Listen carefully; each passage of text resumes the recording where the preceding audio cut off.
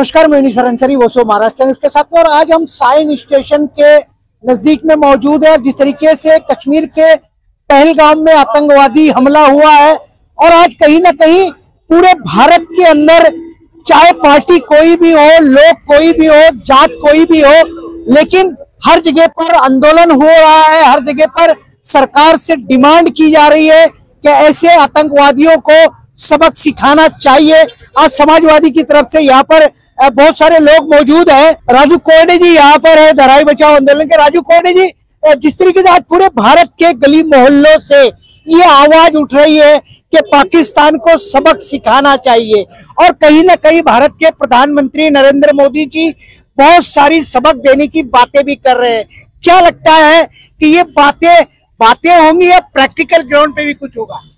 देखो, सवाल ये है कि कश्मीर जो है वो भारत का अटूट अंग है, और कश्मीर में जो टूरिस्ट वहां पे गए थे, निहत्थे लोग, निष्पाप लोग, उनके ऊपर जिस तरीके से एक कायराना हमला किया गया और जिसमें लगभग 28 लोगों की मौत हो गई, तो ये एकदम निंदनीय प्रकार है और उसकी कड़ी निंदा करना ये सभी जो तरक्की पसंद लोग हैं, हिंदुस्तान प्रेमी नागरिक है, उन सभी का फर्ज है। और इसीलिए पूरे हिंदुस्तान में और कश्मीर के अंदर तो हर एक नागरिक जो है वो इस कायराना हमले का जो है कड़ी निंदा करता है। उसी के साथ में रहीम भाई मोटर वाला है, समाजवादी पार्टी के। रहीम भाई, मैं आपसे जानना चाहता हूँ कि आज पूरी दुनिया को ये पता चल गया कि वेतरन घाटी के अंदर जहाँ टूरिस्ट गए, जहाँ पे घटना घटी, वहां पर पुलिस नहीं थी, जबकि भारत की 70% जो मिलिट्री आर्मी होती है वो कश्मीर में ही होती है। क्या लगता है कि जवाबदारी की जब बात आ रही है तो हर आदमी एक दूसरे पर जो है ढकेलने का प्रयास कर रहा है, क्या लगता है एक्चुअली इसका जवाबदार कौन है? कहीं न कहीं जो है सरकार की ये नाकामी है, भारतीय जनता पार्टी की, नरेंद्र मोदी जी की, अमित शाह जी की। जबकि कश्मीर जो है एक सूबा जो है, कश्मीर जो इंडिया का मतलब जन्नत, जमीन पर जन्नत कहलाता है, और वो पहलगाम जो है, जो लोग टूरिस्ट गए थे वहां पर अपनी जन्नत देखने के लिए, अपने परिवार को लेके वहां पर गए थे, जबकि 400 किलोमीटर जो है ना अंदर है, और वहां पर सारी चेक पोस्टें जो है ना हटा दी गई, जबकि उनके साथ में सुरक्षा होनी चाहिए थी, लेकिन कोई सुरक्षा नहीं थी उनके साथ में। और तकरीबन ये खेल जो है आतंकवादियों का, वहां पर जो उनको मारा गया, नाम पूछ करके, जाति पूछ करके जो मारा गया, तकरीबन जो है ना 1:30 बजे ये चालू हुआ आतंकवादियों का, और 2:20 तकरीबन 50 मिनट तक एक खेल चलता रहा। ये सरकार कहां थी, सुरक्षा कहां थी? मतलब जरूर इसमें भारी चूक हुई है। ये सरकार एकदम निकम्मी है, एकदम नाकारा है। इसलिए जो है ना इनके सुरक्षा में बहुत ज्यादा कमी है, इन्होंने ढील दिया है। इस सरकार को उखाड़ बाहर फेंक देना चाहिए। भारत के नागरिकों को, हम यहाँ मिनी इंडिया में खड़े हुए, धारावी जो है मिनी इंडिया है, यहाँ पर हम एहतजाज कर रहे हैं। सरकार, मोदी सरकार मुर्दाबाद। जिस तरह से रहीम भाई मोटर वाला जी बात कर रहे हैं, सरकार ने गलती तो मानी है, चूक तो मानी है। मैं राहुल भाई आपसे जानना चाह रहा हूं कि कंडोलन कर देने से या पाकिस्तान मुर्दाबाद के नारे लगा देने से क्या लगता है कि जो लोग मर चुके हैं, शहीद हो चुके हैं, क्या उनके परिवारों को शांति मिलेगी, और शांति कब मिलेगी? आपका सवाल एकदम सही है कि निषेध करने से या मुर्दाबाद बोलने से ये नहीं हो सकता, लेकिन आपको ये भी पता है कि मोदी सरकार के खिलाफ में, और मोदी सरकार की जो नीति है देश के सुरक्षा के बारे में, देश के मतलब हर चीज के बारे में जो मोदी की नीति है, उस नीति के विरोध में पूरा हिंदुस्तान में, पूरे भारतवर्ष में कि इंडिया आघाड़ी लड़ रही है। ये जो कश्मीर का आतंकवादी हमला हुआ, वो हमला भी बीजेपी के हिंदू मुस्लिम राजनीति का एक हिस्सा है। इस तरीके से राहुल भाई जो कह रहे हैं कि कहीं ना कहीं जब हमला होता है, उसके सामने इलेक्शन होता है, बिहार का इलेक्शन है, उसके पहले पुलवामा हुआ, देश का इलेक्शन है, तो लोगों की, भारत की जनता की शक की जो सुई है वो कहीं ना कहीं वहीं पर जाकर के अटक जाती है। MM खान जी, मैं आपसे ये जानना चाह रहा हूं कि एलिगेशन लगा देना तो बहुत आसान सी बात है कि ऐसा हो सकता है, वैसा हो सकता है, लेकिन क्या लगता है कि एलिगेशन लगाने के बाद भी आज पूरे भारत के अंदर बीजेपी की जो सरकारें हैं स्टेट टू स्टेट बढ़ती चली जा रही है, चाहे पुलवामा के बाद देख लो या किसी और के बाद देख लो, लेकिन कई भारत के लोगों को ये चीजें समझ में नहीं आती है। क्या लगता है कि आपके आंदोलन से और इस घटना से भारत के लोग कुछ समझेंगे, होशियार होंगे या आगे कुछ बदलाव लाएंगे? दरअसल यह है, आपने जो बात कहा वो सच है, क्योंकि आजकल इलेक्शन नाम का इलेक्शन है, लेकिन वो बैलेट बुक से इनका निकलता है, नीचे से ऊपर तक सब इनका ही RSS विश्व हिंदू परिषद वाले सब कब्जा करके बैठे हैं। तो इसलिए हम वोट कितना भी दें, रातों दिन दें, लेकिन वहां बढ़ता ही रहता है। वोट किसी को जाता है, बीजेपी का वोट आता है। इसलिए पूर्व जनता, जो क्षेत्र इस देश की आजाद जो जनता है, गरीब मजलूम, ये सब वोट नहीं देते हैं, लेकिन बैलेट बॉक्स में वोट इन्हीं का निकलता है।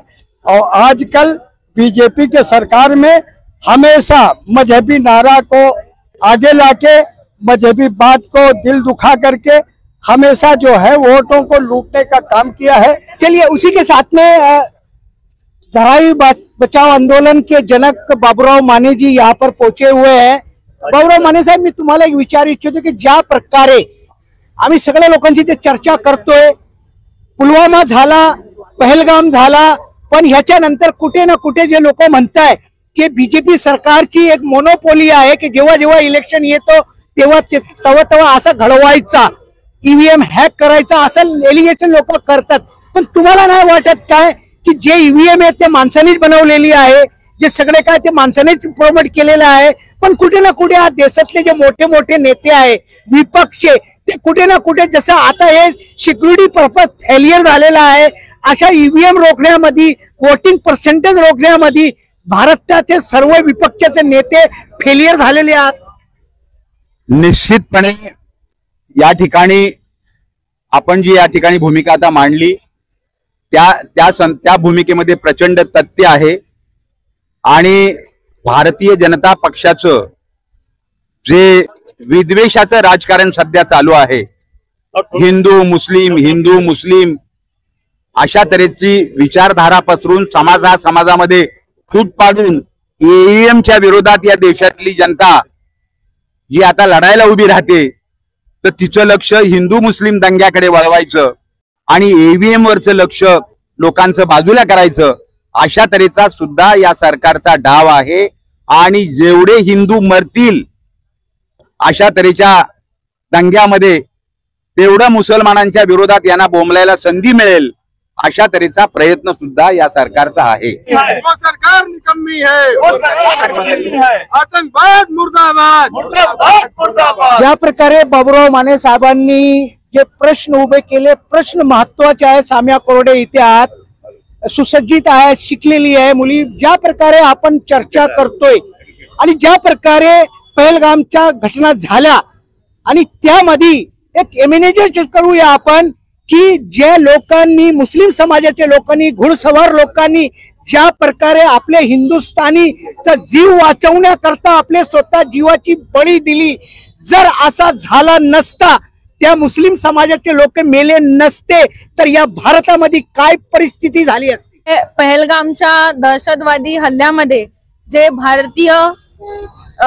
नागरिकांनी आपला जीव गमावला, त्यांना भावपूर्ण श्रद्धांजली मी अर्पण करते आणि झालेल्या हल्ल्याचा कठोर शब्दांमध्ये निषेध करते। आज जो हा हल्ला झाला, त्या हल्ल्याच्या माध्यमातून जरूर एका विशेष धर्मीयाच्या लोकांना जीवे मारण्याचं काम दहशतवादी संघटनांकडून केलं गेलं आणि त्या माध्यमातून या देशामध्ये आज खरी गरज आहे ती हिंदू मुस्लिम एकतेची, ही एकीची भावना दाखवण्याची आज गरज आहे।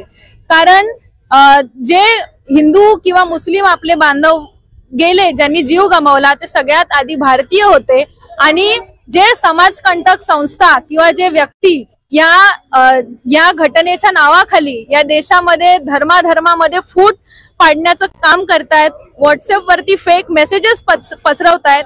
खरं तर ते असंवेदनशील काळजाची लोक आहेत, ज्यांना ठार गेलेल्या लोकांबद्दल काही एक वाटत नाहीये. तर त्यांना ही धर्माधर्मामध्ये जी भांडणं लागली आहेत, जे काश्मीरमध्ये घडलं ह्याचा आनंद होतोय की काय असा प्रश्न उपस्थित होतो. त्यामुळे ह्या महाराष्ट्राची परंपरा, संत परंपरा जी आपल्याला एकता आणि एकात्मता शिकवते, ती आपण जपून दाखवण्याची ही खरी वेळ आहे. आणि यामध्ये एकतेची भावना आपण सगळ्यांनी ठेवली पाहिजे.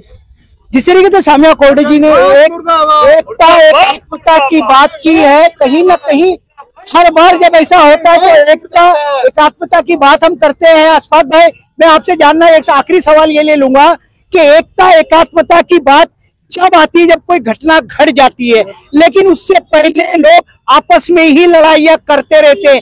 क्या लगता है कि ऐसी घटना के बाद जो लोगों के, पूरे भारतवासियों के मन में विचार आ रहा है कि हमें एकता होनी चाहिए, संगठित होना चाहिए और जाति विवाद नहीं करना चाहिए, क्या ऐसा पॉसिबल होगा? क्या ऐसा होना चाहिए? हमारे जनता से अपील है कि हिंदू मुसलमान मत करिए, हम सब भाई भाई हैं, मिल के रहिए. अगर पाकिस्तान ने किया तो भारत देश को, प्रधानमंत्री को उसको घुस के मारना चाहिए. ये मेरा आदेश है दोस्तों. चलिए, जिस तरीके से हर जगह पर, हर गली मोहल्ले में जो है कहीं ना कहीं प्रोटेस्ट हो रहे हैं भारत की सरकार से, भारत का हर नागरिक ये कह रहा है कि हम आपके साथ हैं, आप पाकिस्तान के उन क्रूर आतंकवादियों से बदला लीजिए, उनके घर में घुस के मारिए, जो भी होगा हम पूरे भारतवासी एक साथ खड़े रहेंगे. ये आज भारत के अंदर 2025 का जो मैसेज है ये पूरी दुनिया में जा रहा है. आने वाले दिनों में और क्या होगा, किस तरीके से सरकारें कार्रवाई करेंगी, हम चर्चा करते रहेंगे. आप सारे लोगों ने वॉइस ऑफ महाराष्ट्र से चर्चा की, उसके लिए थैंक्स और धन्यवाद.